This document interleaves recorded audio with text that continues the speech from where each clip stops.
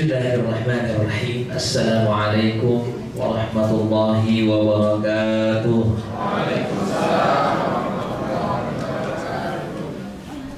Alhamdulillah wassalatu wassalamu ala sayyidina Rasulillah Muhammad bin Abdillah wa ala alihi wa sahbihi wa man wala wa la hawla wa la quwwata illa billah.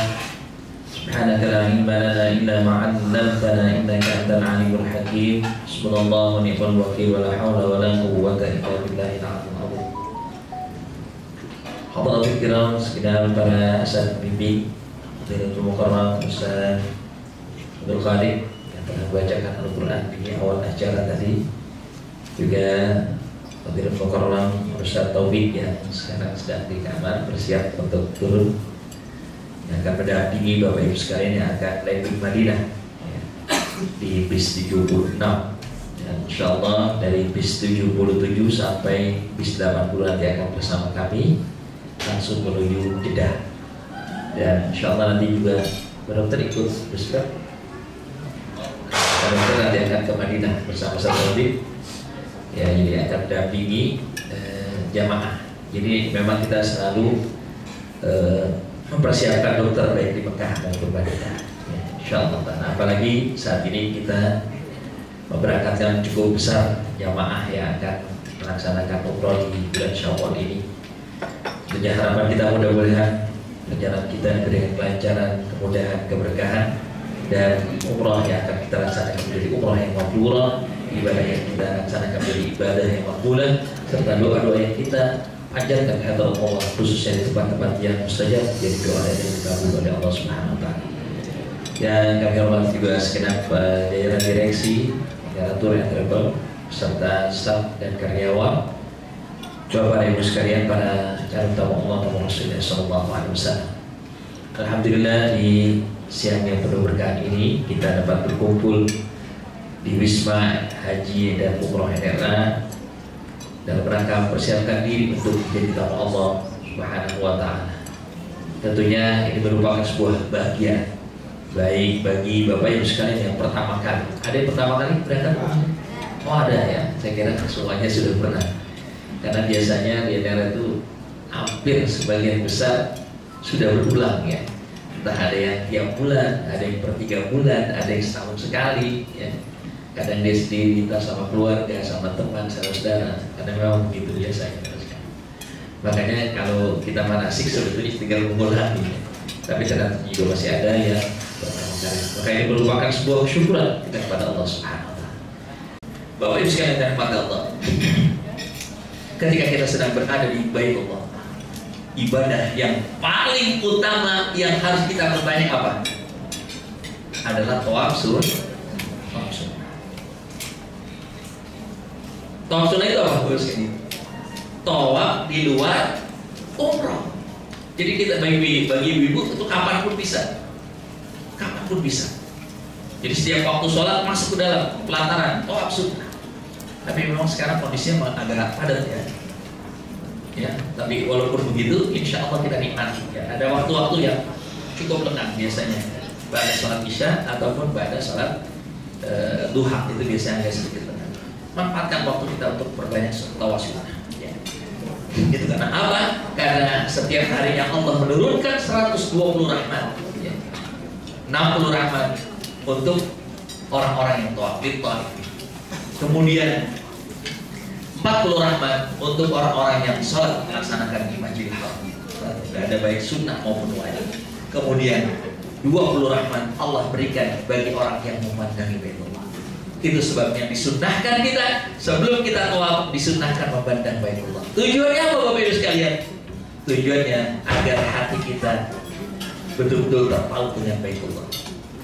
Sehingga orang yang datang ke Baitullah, sebelum dia sampai ke Baitullah, masuk kota Mekah, dia sudah bisa menangis harusnya. Kenapa? Karena kota Mekah disebut Mekah diambil dari kata baka yabki, buka. Orang yang masuk Mekah harusnya dia menangis. Menangis apa? Karena bahagia. Menangis apa? Karena mengingat dosa-dosanya yang banyak, tapi Allah undang. Karena apa? Karena rasa syukur Allah berikan kesempatan untuk bisa melihat Baitullah. Jadi kalau orang ketika tawaf dia sama sekali tidak bisa menangis, maka dia tanya, kenapa dia tidak bisa menangis? Menangislah karena tidak bisa menangis. Lalu dia tabah, kenapa dia bisa berusaha untuk menangis? Ya. Nah, gitu Bapak sekalian. Kenapa alasannya Bapak sekalian? Tawaf sangat penting karena satu-satunya ibadah yang kita bisa membersamai ibadahnya para malaikat. Karena tiap saat 24 jam malaikat itu selalu bertawaf di arsy Allah, ya, di kerajaannya Allah. Di mana? Di Sidratul Muntaha sana. Allah Ta'ala di mana tempatnya kita jalan. Selalu bertawaf 24 jam. Para malaikat bergantian. Maka agar supaya para hamba Allah juga bisa merasakan ibadahnya para malaikat, maka disuruhlah kita melaksanakan tawaf di Baitullah. Yang kedua, saat tawaf dalam waktu yang sama kita pun sedang membersamai langkah para nabi. Karena tidak ada satupun nabi dari Nabi Adam sampai Nabi Muhammad kecuali pernah menginjakkan kakinya di tempat tawaf. Jadi semenjak Masjidil Haram itu belum dibangun, itu para nabi dulu sudah melaksanakan tawaf. Nabi Adam, Nabi Ibrahim, Nabi Adam, Idris, Nuh, sampai baginda Rasulullah SAW pernah melaksanakan. Begitu juga para kasih. Maka pada hakikatnya pada saat kita tawaf kita sedang mengikuti sepak terjang langkah-langkah para nabi. Itulah sebabnya Bapak Ibu sekalian kenapa selesai kita melaksanakan tawaf dianjurkan kita berdoa menghadap ke Baitullah, khususnya di Multazam. Ya, Multazam itu mana? Antara Hajar Aswad dan pintu Ka'bah. Itulah tempat yang paling mustajab buat berdoa. Dan kalau Bapak Ibu sekalian punya waktu, datanglah ke pintu Ka'bah, bergelantungan di pintu Ka'bah, ya, di bawahnya. Tidak mungkin kita pegang, tapi di bawahnya gitu. Itulah tempat yang paling banget buat berdoa. Dan tidak ada satu doa kecuali Allah akan kabul. Ya. Dan Bapak sekalian, di samping tempat yang paling mustajab untuk berdoa yaitu Multazam, maka tempat tawaf pun adalah tempat yang mustajab. Makanya dianjurkan kita untuk memperbanyak baca doa. Itulah sebabnya ulama merumuskan doa-doa ketika tawaf. Udah pada hafal kan doanya kan? Udah kan? Alhamdulillah. Oh, doa senyum-senyum aja. Lagi-lagi jangan khawatir. Insya Allah nanti dikasih bocoran ya. Boleh baca, boleh dengerin. Ya. Nanti kan kebetulan sekarang udah gak boleh dia pakai internet. Hanya orang pun tiga yang masih boleh pakai. Kan sering ditangkepin kan. Kalau dulu kita selalu pakai itu ya. Jadi nanti dengerin Ustaz aja. Kalau nggak dengar udah baca sendiri. Kalau nggak bisa baca, ya udah amin aja ya Allah, amin amin. Walaupun sebetulnya nggak harus baca doa juga sah. Cuma tawafnya tawaf minimalis ya. Sayang itu tempat yang mustajab untuk kita berdoa. Di samping itu juga ada tempat yang mustajab untuk berdoa, yaitu di Hijr Ismail. Hijr Ismail itu dulunya adalah bagian dari Ka'bah. Bagian dari Ka'bah. Ya. Karena Ka'bah itu biasa dimasuki oleh para pejabat, maka untuk orang umum bisa memasuki Hijr Ismail itu sama ya. Berarti orang yang berdoa di Hijr Ismail sama dengan orang yang berdoa di Jawfil Ka'bah, dalam Ka'bah. Kemudian juga ada rukun Yamani untuk kita berdoa. Itu adalah tempat yang mustajab. Jadi makanya doa yang paling singkat yang kita baca yaitu Rabbana Atina fid dunya. Karena di atas rukun Yamani itu ada yang para malaikat yang aminkan doa-doa kita. Nah, itu loh sekalian. Selesai kita melaksanakan tawaf Bapak Ibu sekalian, kita dianjurkan berdoa tadi. Setelah itu kita melaksanakan sholat sunnah tawaf. Di mana? Afdalnya di belakang maqam Ibrahim. Tapi biasanya tempat itu sangat padat. Maka biasanya kita cari tempat yang agak ya, itu menjadi simbol. Maqam Ibrahim bukan berarti tempat atau kuburannya Nabi Ibrahim. Ya, maqam itu artinya tempat berdiri. Ya, karena dulu tempat itu agak dekat dengan Ka'bah. Karena disitulah dahulu Nabi Ibrahim berdiri ketika membangun Ka'bah bersama putranya Nabi Ismail. Jadi menurut riwayat tempat bisa naik turun seperti konflik gitu. Naik turun. Itulah salah satu mukjizat yang Allah berikan. Ya, kemudian dimundurkan ke belakang agar mempermudah para jamaah untuk bisa melaksanakan tawaf. Nah, Bapak Ibu sekalian, tawaf ini adalah merupakan simbol hubungan kita kepada Allah, maka wajib dalam kondisi kita berwudu, ya. Wajib dalam kondisi wudu. Apabila batal, maka harus keluar dari barisan, berwudu lagi, baru kemudian kita lanjutkan hitungan berikutnya. Ya. Dan karena Rasulullah mengatakan bahwasanya tawaf itu seperti sholat.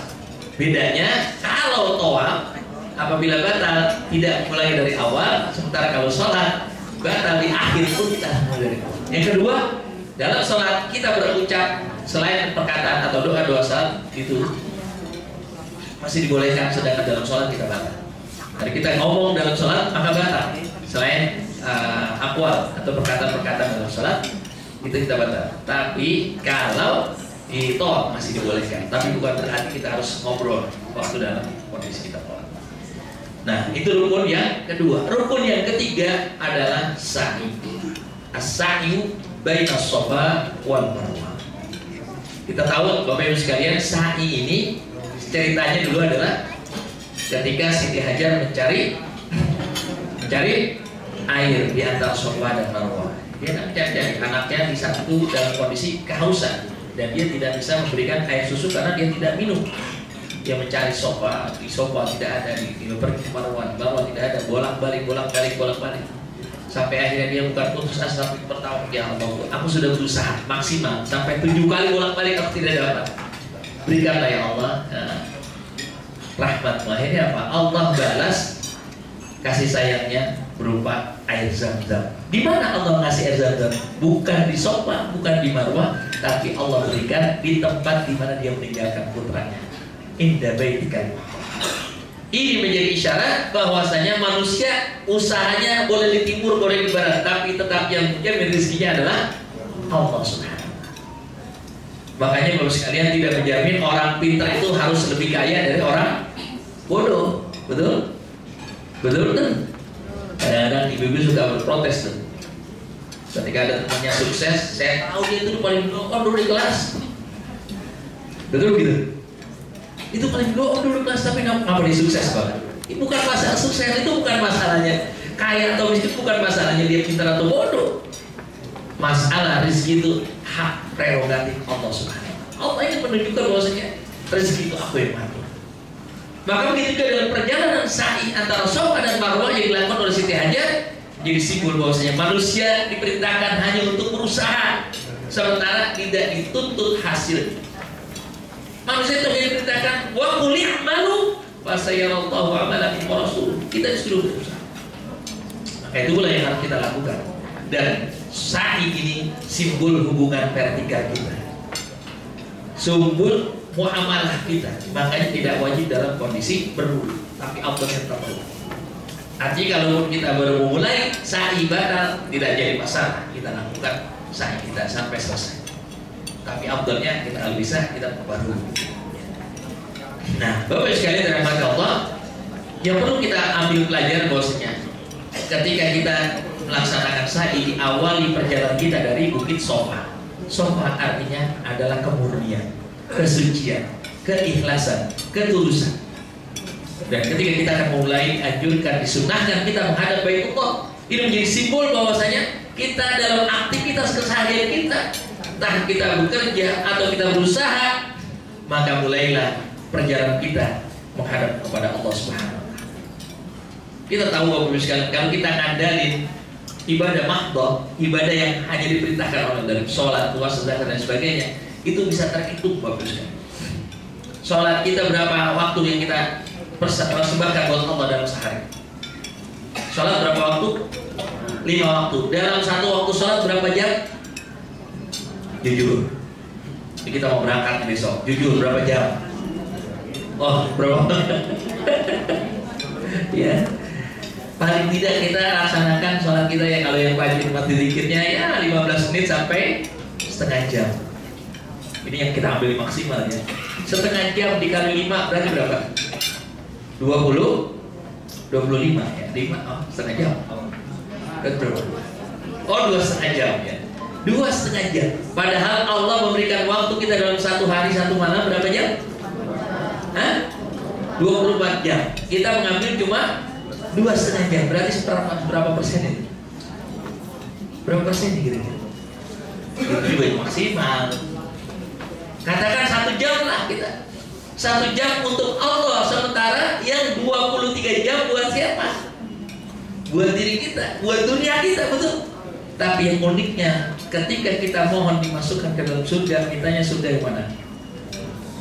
Surga Firdaus dan Paradise. Ya, kira-kira malu apa nggak kita mau? Malu apa nggak mau? Sama dengan orang naik pesawat, beli tiket promosi, pengen duduk di mana? Di bisnis. Apa yang terjadi? Dipersilakan sama pramugari begitu, pasti disuruh pindah. Yang kayak orang Madura, ada orang Madura kan ini, setiap orang diculik. Ini ada anekdot ya.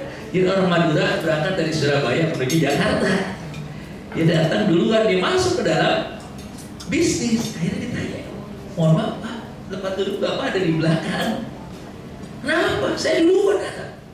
Ya karena tiket Bapak ada di belakang. Siapa ada yang ngatur-ngatur? Saya ini pramugari Pak. Pramugari itu apa? Saya membantu di pesawat, membantu motor saya. Jadi susah ini. Jadi sampai terjadi apa namanya perdebatan. Datanglah pilot dan gopil. Ada apa? Ada ini. Bapak ini harus di belakang. Oh Bapak mohon maaf Pak, kalau bisa Bapak pindah. Oh tidak bisa. Bapak harus duduk. Tidak bisa. Saya sudah duduk duluan. Saya sudah datang duluan. Kenapa saya diatur? Apa yang terjadi kemudian? Ramai itu ada penumpang yang dari orang Madura. Ada apa Pak? Abah ada apa? Saya itu suruh pindah. Kenapa Bang? Ini tiket saya sebenarnya saya disuruh pindah katanya. Ya, Abah mau kemana? Abah mau ke Jakarta. Kalau Jakarta duduknya di belakang, baru dia mau pindah. Jadi ini sedikit anekdot. Jadi jangan sampai kita ingin masuk surga yang tinggi, tapi usaha kita minimalis. Maka Allah kasih kita satu solusi agar ibadah mahdoh kita tertutup dengan ibadah ghairul mahdoh, sehingga 24 jam itu menjadi nilai ibadah. Insya Allah. Bagaimana caranya agar perjalanan aktivitas keseharian kita, sa'i kita itu menjadi ibadah? Menghadaplah kepada Allah, mintalah kepada Allah sebelum kita melakukan aktivitas. Apa yang kita lakukan? Kullu amrin dibalin lam yubda bil basmalah fa huwa abtar. Dalam hadis yang dikatakan Allah, setiap amalan yang kita tidak mulai dengan bismillah maka akan terputus. Dengan kata lain, mafhumul mukhalafahnya, kalau kita memulai satu amalan dengan menyebut nama Allah, maka Allah akan bersama kita. Artinya itu menjadi ibadah. Bapak Ibu sekalian pergi kerja karena menyebut nama Allah, bismillah tawakkaltu ala Allah, maka menjadi ibadah. Bapak Ibu sekalian pakai pakaian bismillah, maka menjadi ibadah. Menghidupkan kendaraan bismillah jadi ibadah. Sehingga ibadah kendaraan yang kita pacu, yang dikeluarkan kemudian gas buangnya itu akan jadi saksi kelak yang kiamat ibadah kita. Sampai kapan? Sampai kita kembali ke rumah kita, kita tidur pun menjadi ibadah. Kenapa? Karena kita awali dengan bismillah dan kita akhiri dengan alhamdulillah. Betapa indahnya kalau hidup kita sepanjang hari dinilai ibadah. Nah inilah pentingnya kita memahami perjalanan tawaf dan sa'i kita. Makanya Bapak sekalian, sa'i ini akhirnya ditutup perjalanan kita dengan melaksanakan apa? Apa artinya? Tahallul. Tahallul itu artinya apa Bapak sekalian? Hallala yuhallilu tahlilan, artinya bukan tahlilan tapi tahlilan. Kalau tahlil itu la ilaha illallah, melafalkan la ilaha illallah, tapi tahlilan artinya menghalalkan. Menghalalkan apa? Dari hal-hal yang dilarang waktu kita berihram. Kayak laki-laki kalau waktu ihram tadi itu dia labbaik Allahumma umratan, enggak boleh tutup mata kepala dengan peci ataupun dengan sarung ataupun dengan apa. Tidak boleh menutup mata kaki baik dengan sarung kaki ataupun yang lainnya. Tidak boleh pakai pakaian berjahit, artinya dua helai atas dan bawah ini tidak boleh sama berjahit. Tidak lagi bagi laki-laki maupun perempuan, dan bagi wanita tidak boleh menutup muka dan telapak tangan. Artinya seluruh tubuhnya harus tertutup kecuali dua bagian ini. Tidak lagi boleh bagi wanita itu bersolek pada saat sudah niat. Bertabarruk tidak boleh. Walaupun sebelum niat disunahkan kita memakai wangian dan sebagainya. Ya. Kemudian bagi laki-laki dan perempuan tidak lagi diperkenankan pakai wangi-wangian, baik itu dalam bentuk sabun, parfum ataupun yang lainnya yang berbau wangi, termasuk makan wangi-wangian. Ya, permen yang wangi itu tidak boleh pada saat kita berniat labbaik Allahumma. Tidak lagi diperbolehkan mencabut mencabut bulu atau mengguntingnya atau memotongnya, ya, baik di kepala maupun di bagian yang lain. Tidak lagi diperkenankan bagi laki-laki dan perempuan merusak tanaman ataupun membunuh binatang buruan, ya. Dalam tanda kutip binatang buruan. Kalau seperti seperti nyamuk itu kan bisa penyakit, boleh bunuhnya. Ya. Artinya tidak boleh itu binatang buruan seperti burung ataupun binatang-binatang lain. Tidak lagi diperkenankan bagi laki-laki dan perempuan pada ropak walaupun boleh tidak berkata-kata yang tidak senonoh. Apalagi sampai bertengkar antara suami istri dan ataupun dengan kawan sekamar. Dan ini kadang-kadang jadi ujian terus sekali. Ya. Yang satu senangnya kalau tidur dingin, yang satu senang AC. Yang satu kalau tidur pengennya gelap, yang satu terang. Semalaman berantem. Masalahnya yang satu hidup nanti yang satu hidup. Yang satu hidupnya tidurnya ngorok, satu enggak, ya. Dan itu jadi masalah. Itu tiap tahun selalu saja terjadi seperti itu, macam-macam. Bahkan saya pernah alami dulu sekalian. Saya sekamar ada orang tua, ada anak muda. Setiap kali saya masuk kamar mandi, Pak Ustadz dari duluan. Kenapa sih suruh bangun? Ternyata setelah bapak-bapak itu selalu dia meninggalkan bekas. Dia tahu kalau saya masuk pasti saya disuruh bersih gitu. Karena kalau Pak Ustadz biasa bersih. Allah, kadang-kadang macam-macam orang itu sekarang. Itulah, anggap saja kalau misalnya kita sekawan sama orang yang sudah tua, ya, jadikan itu ibadah. Anggap itu orang tua kita. Karena ada orang tua yang kadang-kadang di kampung, ya. Karena saking ketakutannya, dia cari.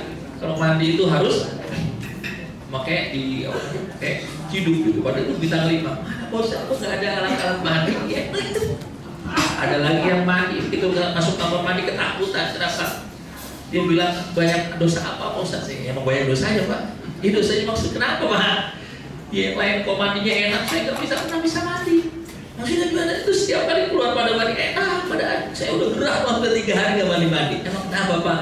Setiap kali saya mandi selalu panas Pak Ustadz airnya. Ini Pak, ini buat air panas, ini buat air dingin. Saking orang kampung ketakutan. Itu macam-macam, maka saling membantu sekali. Ya, jangan sampai itu merusak ya. Baik. Jadi inilah larangan. Pada saat kita bertahallul, maka seluruh larangan ihram itu sudah tidak berlaku lagi. Ya. Termasuk tadi adalah bercumbu bagi suami istri, apalagi setelah melakukan hubungan suami istri. Ya, termasuk juga menikahkan atau menjadi saksi dalam pernikahan. Tapi kalau sudah tahallul maka boleh kembali. Apa makna tahallul Bapak sekalian? Tahallul makna filosofisnya adalah menghalalkan. Jadi karena tadi sah itu adalah usaha kita, dan dari hasil usaha pasti ada hasilnya, maka hasil dari usaha itu tidak akan menjadi halal sebelum kita halalkan, sebelum kita keluarkan, sebelum kita zakatkan, sebelum kita bersihkan harta. Maka disimpulkan dengan memotong rambut. Artinya apa?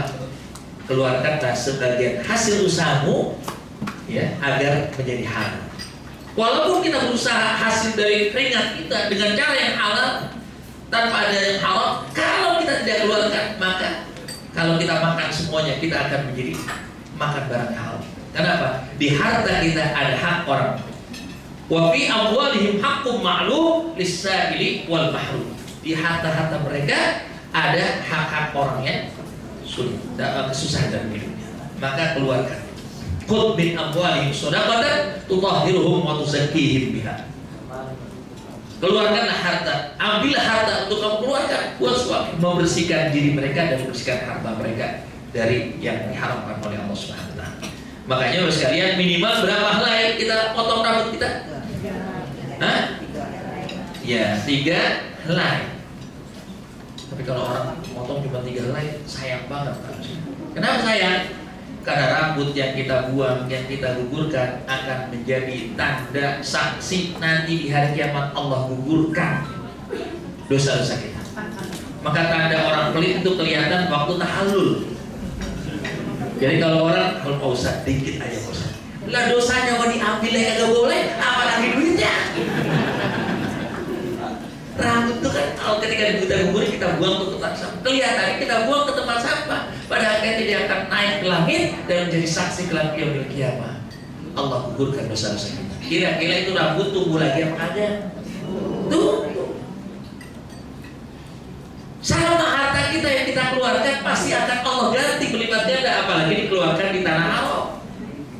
Yang setiap satu realnya yang kita keluarkan dibalas oleh Allah 700 kali lipat. Enggak hari itu memang, tapi Allah ganti dengan cara apa? Allah kasih kita kesehatan, Allah kasih kita kemudahan, Allah jadikan usaha kita menjadi berkah. Pulang kita bisa bolak-balik lagi nanti ke sana, bawa keluarga, bawa teman, sehingga bisa lagi banyak bermanfaat. Begitu para jemaah sekalian. Semakin banyak kita keluarkan, harta kita akan semakin baik. Makanya Rasulullah ketika bertahallul menggundul rambutnya dan berdoa kepada sahabat-sahabat yang menggundul, rahimallahul muhalliq.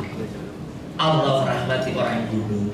Para sahabat yang tidak menggundul hanya memendekkan, bertanya, wal muqassirin ya Rasulullah. Karena ayatnya la tadkhulunna al-masjidal haram insyaallahu aminin muhalliqina ru'usakum wa muqassirin. Nanti kalian akan masuk, ketika Fatu Mekah akan masuk kota Mekah dalam keadaan aman, sebagian menggundul, sebagian memendekkan. Nah, maka sahabat itu bertanya, bagaimana orang mendekin doang ya Rasulullah? Rahimallahul muhalliqin. Wal muqassirin ya Rasulullah, rahimallahu sampai 3 kali. Maka sahabat tetap bertanya, wal muhalliqin bagaimana yang cuma mendekin? Wal muhalliqin. Setelah 3 kali baru muhalliqin. Artinya bagus sekalian, orang yang banyak bersedekah dengan orang yang sedikit bersedekah, maka dia lagi tidak. Ya, kenapa? Tiap pagi saja kalau kita bersedekah para jemaah sekalian, itu malaikat doa yang kita tuh. Ada 2 malaikat, yang satu tugasnya doa Allahumma a'ti mumfiqan khalafan, yang satu yang berdoa Allahumma a'ti mumsikan.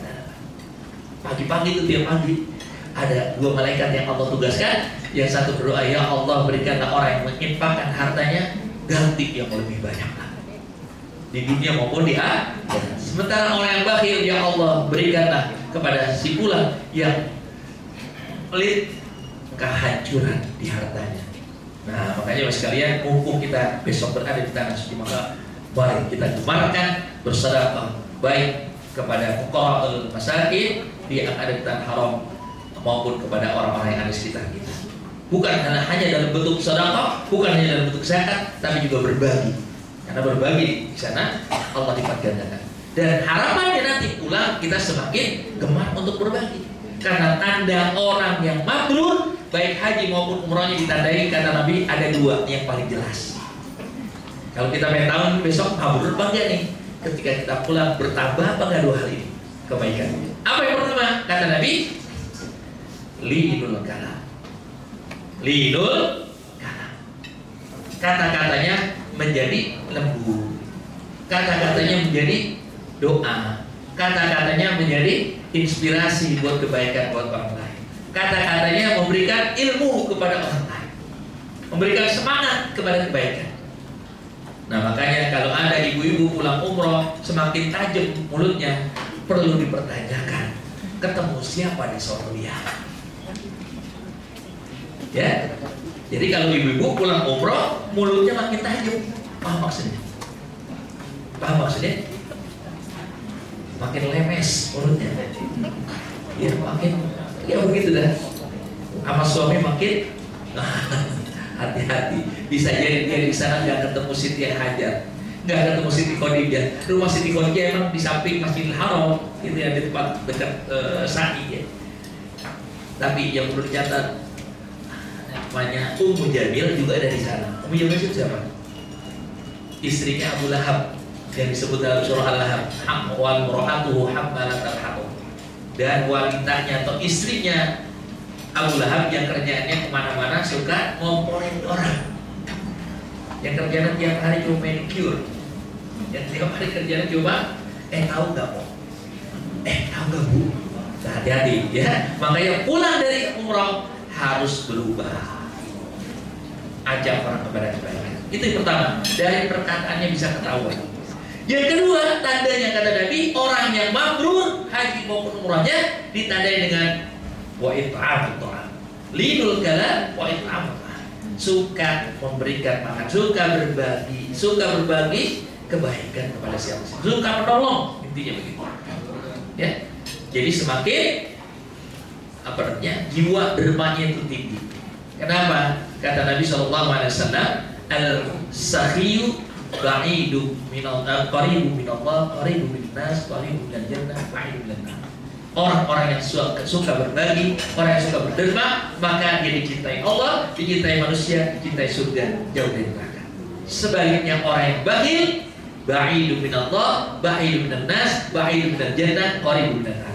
Orang yang bakhil maka jauh dari Allah, jauh dari manusia, jauh dari surga, dekat dari neraka. Waliyadzubillah. Itulah makna kenapa kita bersaing ditutup dengan kita melaksanakan tahallul, agar kita bisa menghalalkan diri kita dari siksa neraka, menghalalkan harta kita dari hal-hal yang tidak Allah halalkan. Baik, mas sekalian, dari Allah, insya Allah nanti akan kita sambung ini